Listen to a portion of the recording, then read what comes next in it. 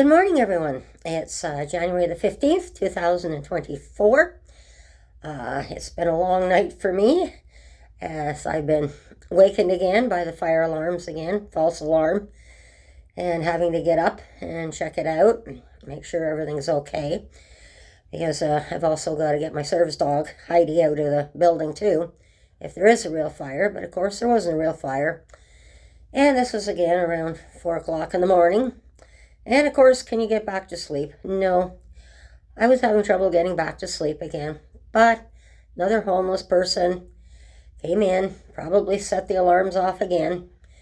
And of course, the fire department arrives and there's no fire and they've got to reset all the alarms. And of course, people are getting to the point they're just figuring it's a false alarm now. And I think I was actually the only one up that I can recall, even checking out the building last night when the alarm went off. So that's not good when people are believing everything's a false alarm, just in case it is a real alarm.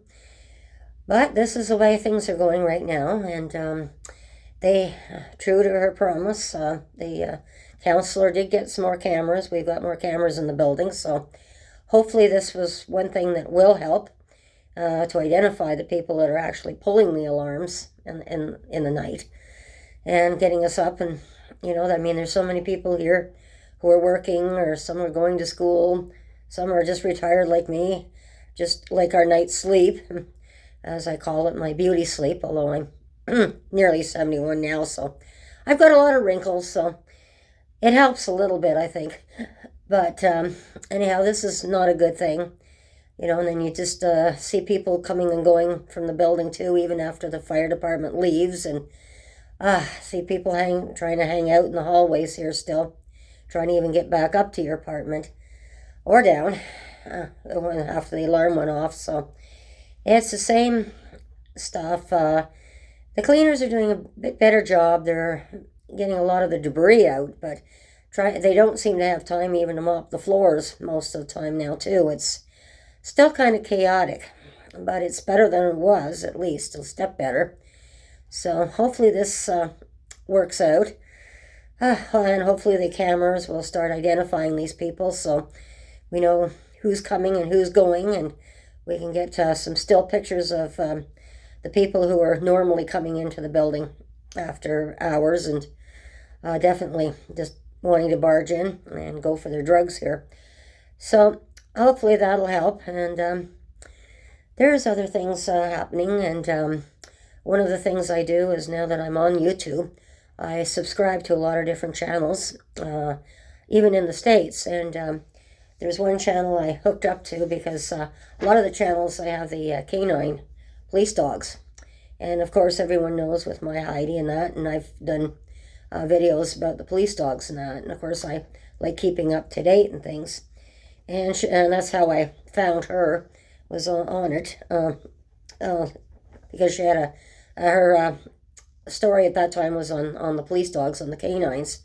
And she helps out. Her channel is actually quite interesting. It's called Facts, Opinions, and Real Talk. And it's mostly about missing people, true crime, and the justice system down in the United States. And the interesting thing was, after I hooked up to her, I always give you a safety tip at the end of the video, and about being safe and watch your surroundings. Well, this lady, also from the States, picked it up, and that's now she's using as her safety tips as well, as to be safe and watch your surroundings. So it's kind of cool to know that I'm not the only one that's saying this, and it's coming from another country. And the YouTube channels are being well accepted, and I have quite a few viewers down in the States as well now, probably also picked up through her channel. But it's good. This is a good thing, where people should be safe and that. And the other thing is, since I do subscribe to the States, I also subscribe to a lot of the news channels down there, because this is where they bring on the canine units, and they show when a canine officer is killed. He gets a big parade too, or he or she, I should say, because they both have male and female police dogs down there. And they get a grand funeral and a grand send-off too, being an officer, a full officer with a badge and everything for the force. So it's a sad story to see than when they have to be put when they're killed on the line, in the line of duty as well.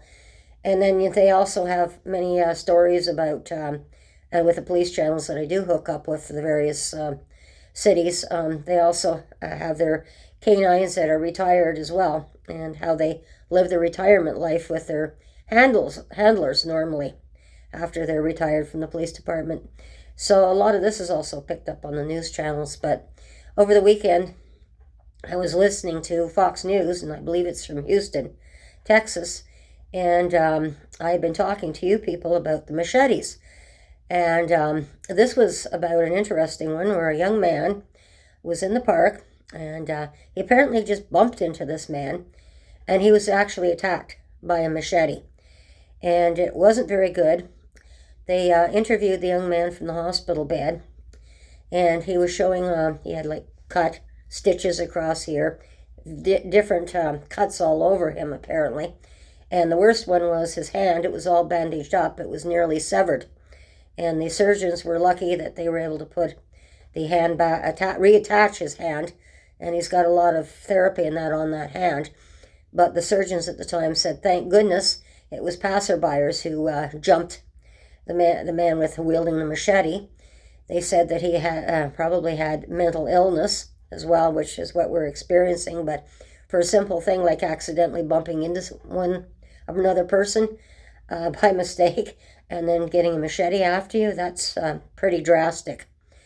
But this is one of the things I was thinking when that happened, how well our canine officers are trained to bring a person down who's got a knife in their hand. I wonder if it would be the same situation with someone standing there with a machete in their hand, that perhaps they should have been sent in first, because those passerbys that saved him were very lucky that they were not injured. But this is why I always tell people to be aware of their surroundings, and you can easily bump into somebody by mistake. And that's an everyday occurrence with most people walking down the street. Or I guess I don't know exactly what happened in the park, but I just know that he banged into the guy accidentally. But I just wanted to give you a little bit of a brief update on where things are at the moment. So again, I shall talk to you soon. And again, I shall say as my safety tip, be safe, watch your surroundings, take care, and bye-bye everyone, and we'll see you again soon.